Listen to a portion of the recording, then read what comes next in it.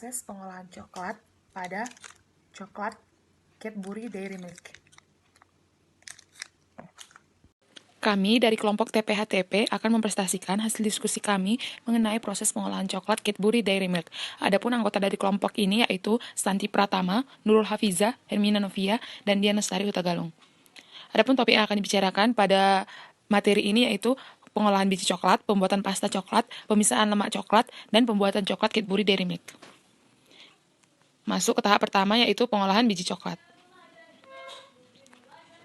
Coklat yang biasa kita makan berasal dari biji buah kakao atau dalam bahasa lainnya Theobroma kakao. Tanaman kakao secara garis besar dibagi menjadi 3 kelompok besar, yaitu Criollo, Forastero, dan Trinitario.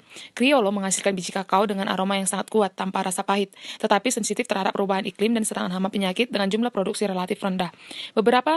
Berbeda dengan Criollo, Forastero lebih tahan perubahan iklim dan serangan hama.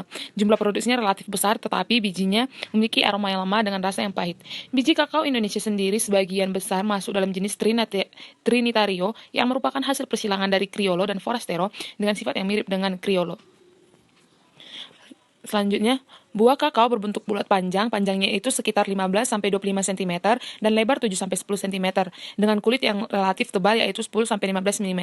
Pada buah yang masak, pulp memiliki konsistensi lunak dan berlendir dengan rasa yang manis dan warna putih seperti susu. Biji kakao sendiri berbentuk oval pipih, panjang biji sekitar 2 cm, dengan lebar sekitar 1 cm dan berat kurang lebih 1 gram jika dikeringkan. Pengolahan biji kakao itu yang pertama, biji coklat dikeluarkan dari buahnya dengan cara memukul buah kakao dengan kayu atau memukulkannya antar buah kakao. Yang kedua, pengolahan biji kakao dibedakan menjadi 2 macam, yaitu pengolahan biji kakao secara fermentasi dan pengolahan biji kakao tanpa fermentasi. Yang ketiga, pengolahan kakao fermentasi dilakukan dengan cara menumpuk biji kakao di dalam wadah, biasanya memakai keranjang atau kotak dari kayu. Selanjutnya, biji kakao difermentasi selama 4-5 hari dengan pengadukan secara berkala, agar biji teraerasi dengan merata sehingga bisa terfermentasi secara sempurna.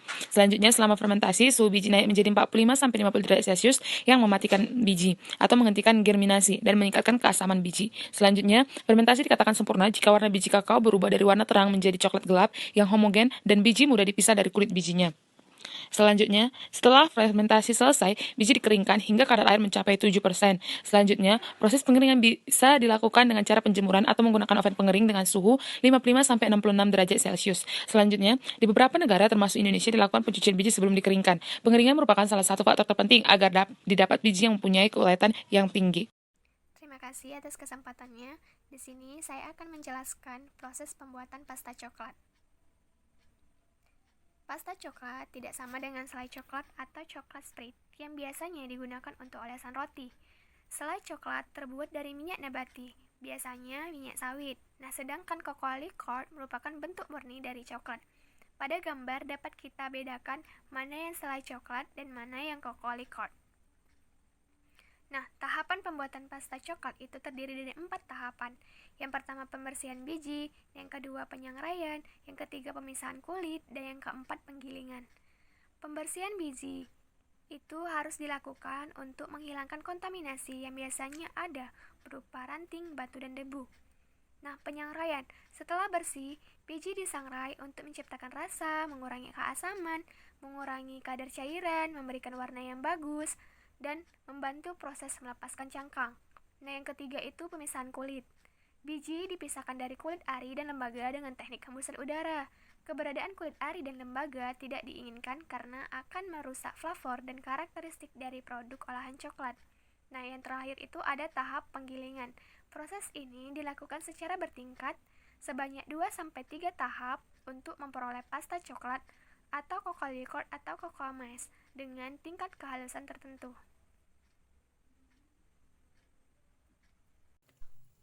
Di sini saya akan menjelaskan tentang pemisahan lemak coklat atau cocoa butter dan coklat bubuk atau cocoa powder.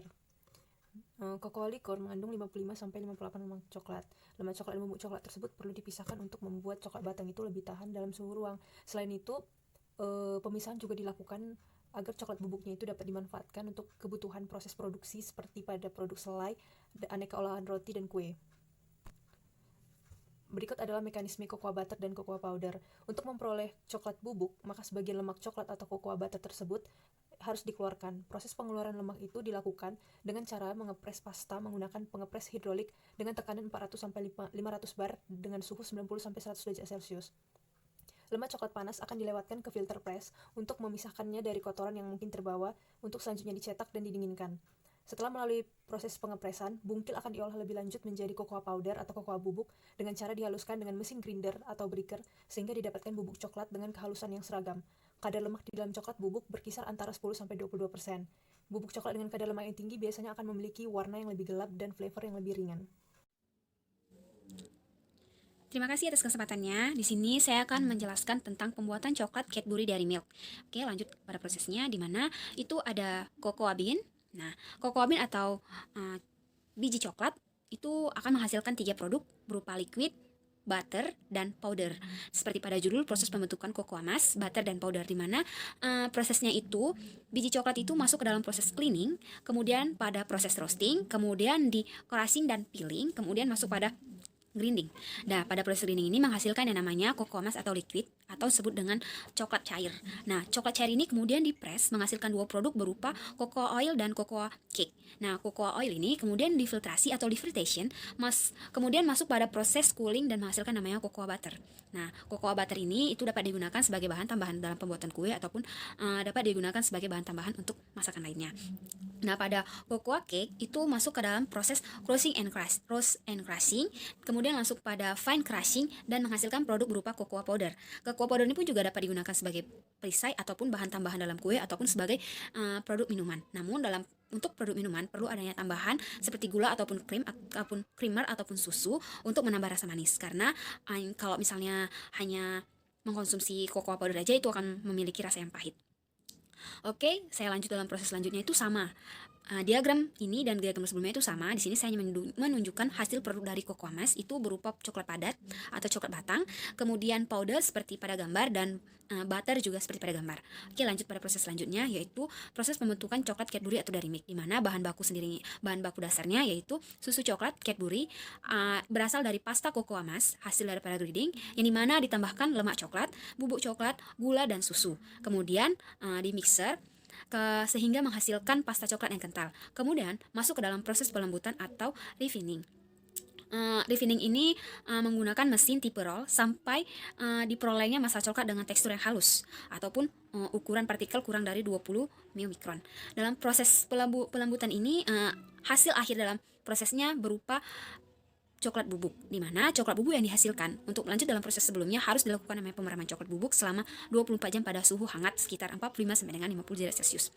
Setelah coklat bubuk diperam, masuk dalam tahap penghalusan ataupun coaching, di mana coaching ini itu merupakan proses pencampuran untuk menghasilkan coklat dengan flavor yang baik dan tekstur yang halus. Dan biasanya ini dilakukan 2 tahap, yaitu proses yang dilakukan pada suhu 80 derajat Celcius sampai 24 sampai dengan 96 jam. Lanjut pada tahapan tempering. Tempering ini dilakukan untuk memperoleh coklat yang stabil karena akan menghasilkan kristal-kristal lemak berukuran kecil dengan titik leleh yang tinggi, di mana adonan lemak cair yang didinginkan dari suhu 50 derajat Celcius mencapai ataupun menjadi 18 derajat Celcius dalam waktu 10 menit dengan pengadukan secara konstan. Nah, adonan lalu didiamkan dengan suhu dingin sekitar 10 menit untuk membentuk lemak coklat dengan kristal tipe beta yang sifatnya stabil. Suhu selanjutnya dinaikkan menjadi 29 sampai 31 derajat Celcius dalam waktu 5 menit. Sebelum masuk dalam proses pencetakan, suhu coklat tetap dijaga pada suhu 30 sampai dengan 32 derajat Celcius.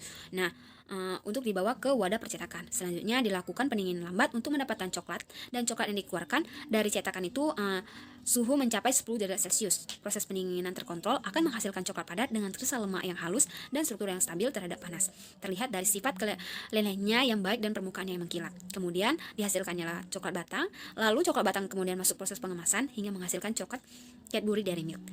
Adapun gambar coklat Cadbury Dairy Milk seperti pada gambar dan slogannya ada kebaikan dalam setiap saat. Lanjut, adapun contoh produk dari coklat Dairy Milk seperti pada gambar, di mana coklat Dairy Milk ini memiliki beberapa varian, di mana ada original, caramel, fruit nut, and coklat. Nah, sebagai pada gambar berikut. Terima kasih dari video ini dan terima kasih pula telah menonton video ini. Sekian dari presentasi saya. Wassalamualaikum warahmatullahi wabarakatuh.